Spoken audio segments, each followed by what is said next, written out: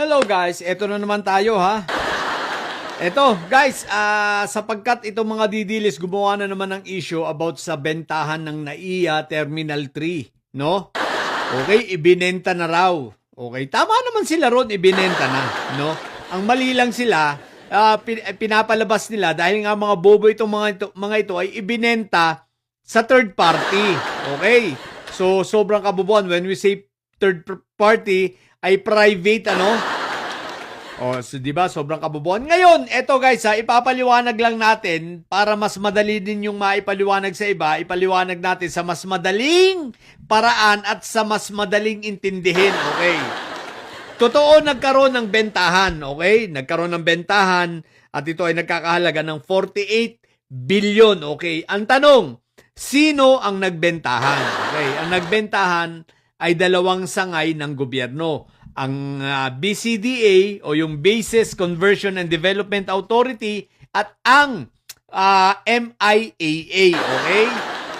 So, ang MIAA, okay, bakit sila nagkabentahan? Kailangan nating malaman, okay, na ang NAIA, ang MIAA ay nangungupahan lamang dito sa BCDA. Ibig sabihin, ang may-ari ng lupa, na kinatitirikan ng NAIA Terminal 3 ay BCDA. Ang tanong, ang BCDA ba ay gobyerno? Yes. Ang BCDA ay pag-aari ng gobyerno at isang GOCC. Sa mga hindi nakakaalam at mga bobong didilis, ang GOCC ay katulad ng Pag-ibig, ng SSS, ng PhilHealth na ito ay kumikita sa sarili nilang kaparaanan. Ibig sabihin, meron ito nasusustain nila.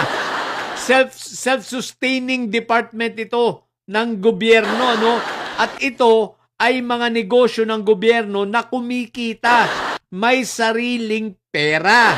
Katulad ng Pag-ibig na kumikita sa kanyang mga housing at sa mga pagpapautang sa mga miyembro, na yung kita naman nito ay tumutubo at tinutubuan naman ang pera ng mga contributor na mga miyembro. Ganon din sa SSS, okay? So, ang BCDA ay kumikita sa isa sa mga pinagkakakitaan nito ay ang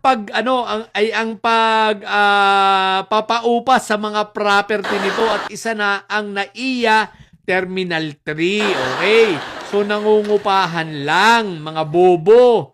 So, ngayon, dahil ito ay pag-aari pa rin ng gobyerno, parehas ito, so ngayon, imbes na umupa, ang sabi ng MIAA ay teka lang, mas maganda, hindi na kaming mangupahan, ibenta mo na lang sa amin yan, okay?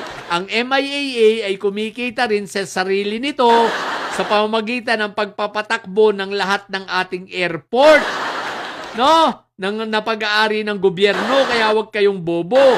Sa madaling salita, kasi meron itong tinatawag na lease agreement, Lease agreement, ibig sabihin nangungupahan. Ngayon, nagdesisyon sila, pumayag ang BCDA na ibenta na. Okay? So, sa madaling salita, ibinenta. Sa halagang 48 billion, kanino ibinenta? Sa private companies ba? Hindi. Sa gobyerno rin, sa MIAA, sa isang GOCC. Ibig sabihin, nananatiling pag-aari ng gobyerno, mga bobo.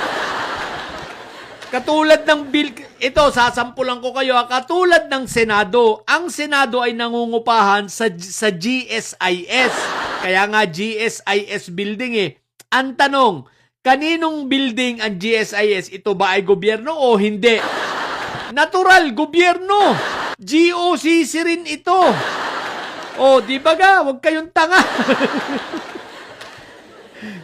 Teka, baka tanongin nyo, ano ba ibig sabihin ng GOCC? Ang ibig sabihin ng GOCC ay Government Owned and Controlled Corporation. Ibig sabihin, isang negosyo na pag-aari at kontrolado ng gobyerno. So, yun ang isang magandang halimbawa. Ang Senado, dahil madaling tandaan, dahil ito ay mainit, di ba? Ang Senado ay nangungupahan sa GSIS. Di ba ka? Kaya nga nagkaroon ng mga barilan dyan na fake, di ba?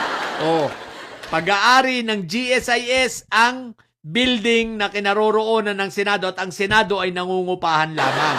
So, ganun din ang sitwasyon. Sa madaling salita, ang ginawa ng MIAA, imbis na sila ay mangupahan, sinabi nila, bilhin na lang namin yan. Diba? Bilhin na lang namin yan at binili na nga nila sa halaga na 48 billion. So, ibig sabihin, ang tanong, yung 48 billion, saan napunta? Sa pera ba? Napunta ba sa private, companies? Natural, hindi. Sa gobyerno rin. O ngayon, ano ang magandang bunga nito? Ang magandang bunga nito, unang-una, ay mapupundaran yung ating AFP modernization. Makakatulong yung 48 billion, yung bahagi ng 48 billion para sa mga karagdagang infrastructure. Di ba ga? At the same time, dahil ang MIAA meron silang consortium na itong San Miguel Corporation, no, na pag-aari nitong pangalan ito? Pangalan ito? Ramon Ang. Oh, di ba ga? So sila na ang namamahala noon. So sila ang ibig sabihin nangungupahan sila para patakbuhin ang terminal, ang airport, no? So consortium, so nangungupahan naman itong mga ito sa MIAA. At the same time, syempre, malaki ang buwis na naitutulong nito. So ito ay gaganda ang ating mga airport, magi-improve ang ating mga runway, ibig sabihin, madidevelop, no? Madidevelop at magiging world class, kumbaga, magiging competitive tayo. Sa bagay, nakita na natin yan sa Terminal 3, di ba? Kitang-kita na natin ang diferensya. Oh, ha? So ngayon, ang tanong ko, mga bobong didilis, sabi ninyo, binenta. Ang tanong, alamin ninyo kasi kung kanino ibinenta.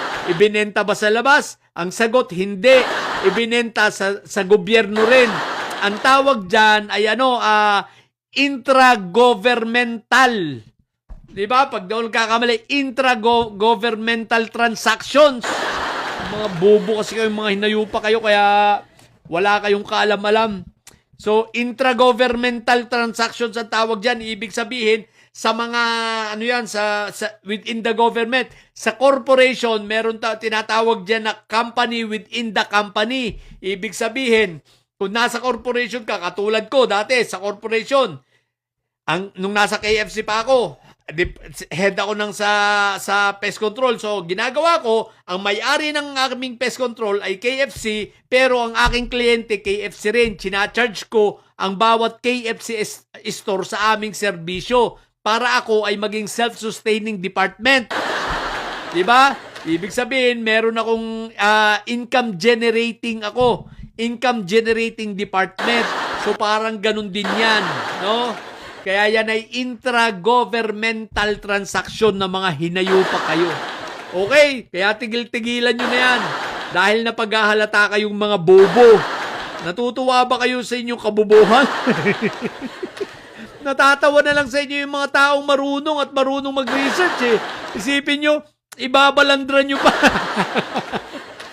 Balandrangin yung kabubuhan, mga hinayupa kayo. Tatanga-tanga kayo. Ngayon sabi ko sa inyo, kung nag-aral man lang kayo ng kinder, di sana natuto man lang kayo mag-research. Palibasa, tamad kayo di ba? Ayaw nyo tapusin, kinder na nga lang, hindi nyo pa tinapos sa mga hinayupa kayo. Kaya yan, na nangyari, wala kayo, zero ang comprehension skills nyo. So, yun lang. Ha? Sa mga bobong didilis na may saya dyan na nyo. Ang tatay nyo ay preso, ang BP nyo ay bobo. Manatili kayo mga bobo at may sayad sapagkat ang may sayad ay laging high blood. Tulugan na! Bye!